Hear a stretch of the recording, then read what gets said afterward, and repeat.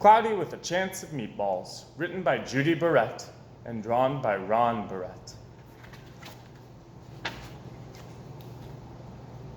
We were all sitting around the big kitchen table. It was Saturday morning, pancake morning.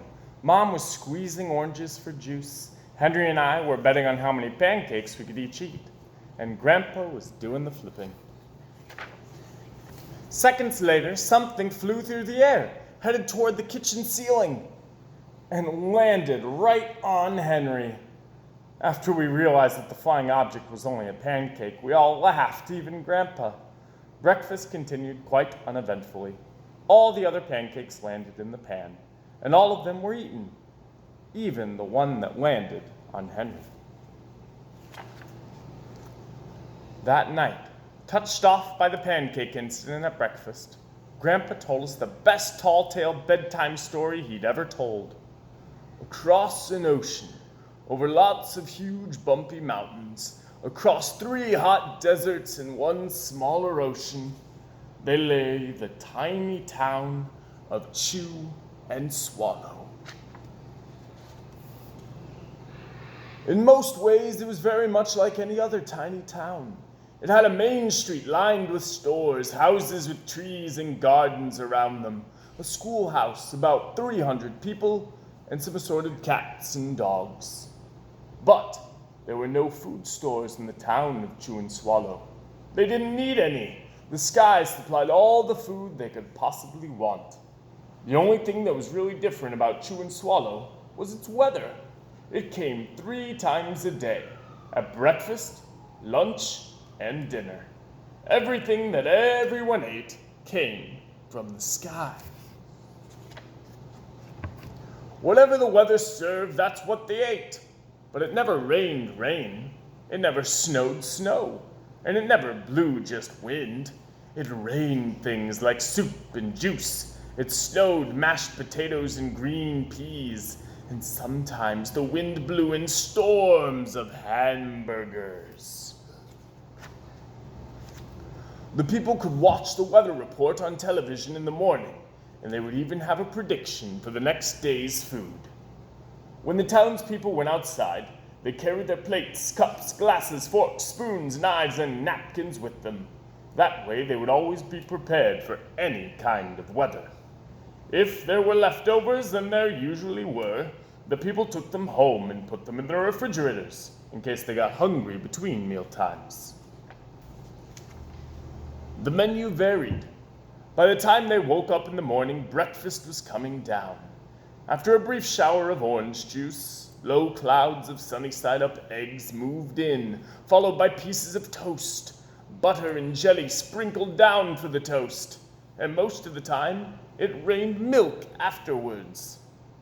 For lunch one day, frankfurters already in their rolls blew in from the northwest at about 5 miles an hour. There were mustard clouds nearby. Then the wind shifted to the east and brought in a drizzle of soda to finish off the meal. Dinner one night consisted of lamb chops, becoming heavy at times with occasional ketchup. Periods of peas and baked potatoes were followed by a gradual clearing, with a wonderful jello setting in the west. The sanitation department of Chew and Swallow had a rather unusual job for a sanitation department. It had to remove the food that fell on the houses and sidewalks and lawns. The workers cleaned things up after every meal and fed all the dogs and cats. Then they emptied some of it into the surrounding oceans for the fish and turtles and whales to eat. The rest of the food was put back into the earth so that the soil would be richer for the people's flower gardens. Life for the people of Chew and Swallow was delicious until the weather took a turn for the worst. One day there was nothing but gorgonzola cheese all day long. The next day there was only broccoli, all overcooked. And the next day there were Brussels sprouts and peanut butter with mayonnaise. Another day there was a pea soup fog. No one could see where they were going, and they could barely find the rest of their meal that got stuck in the fog. The food was getting larger and larger, and so were the portions. The people were getting frightened. Violent storms blew up frequently. Awful things were happening. One Tuesday, there was a hurricane of bread and rolls all day long and into the night. There were soft rolls and hard rolls, some with seeds and some without. There was white bread and rye and whole wheat toast. Most of it was larger than they had ever seen bread and rolls before. It was a terrible day. Everyone had to stay indoors. Roofs were damaged and the sanitation department was beside itself. The mess took the workers 4 days to clean up, and the sea was full of floating rolls. To help out, the people piled up as much bread as they could in their backyards. The birds picked at it a bit, but it stayed there and got staler and staler. There was a storm of pancakes one morning, and a downpour of maple syrup that nearly flooded the town. A huge pancake covered the school. No one could get it off because of its weight, so they had to close the school. Lunch one day brought 15-inch drifts of cream cheese and jelly sandwiches. Everyone ate themselves sick, and the day ended with a stomachache. There was an awful salt and pepper wind accompanied by an even worse tomato tornado. People were sneezing themselves silly and running to avoid the tomatoes. The town was a mess. There were seeds and pulp everywhere. The sanitation department gave up. The job was too big. Everyone feared for their lives. They couldn't go outside most of the time.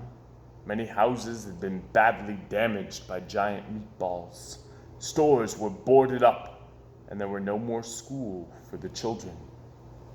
So, a decision was made to abandon the town of Chew and Swallow. It was a matter of survival. The people glued together the giant pieces of stale bread, sandwich style with peanut butter, took the absolute necessities with them, and set sail on their rafts for a new land. After being afloat for a week, they finally reached a small coastal town, which welcomed them. The bread had held up surprisingly well enough for them to build temporary houses for themselves out of it. The children began school again, and the adults all tried to find places for themselves in the new land. The biggest change they had to make was getting used to buying food at a supermarket. They found it odd that food was kept on shelves, packaged in boxes, cans, and bottles. Meat that had to be cooked was kept in large refrigerators.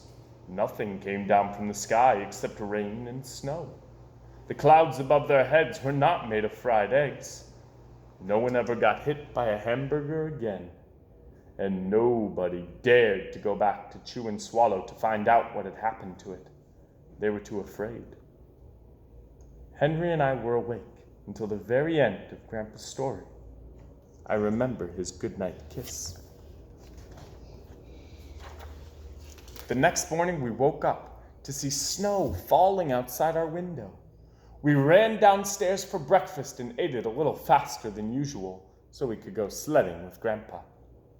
It's funny, but even as we were sliding down the hill, we thought we saw a giant pat of butter at the top, and we could almost smell mashed potatoes. The end.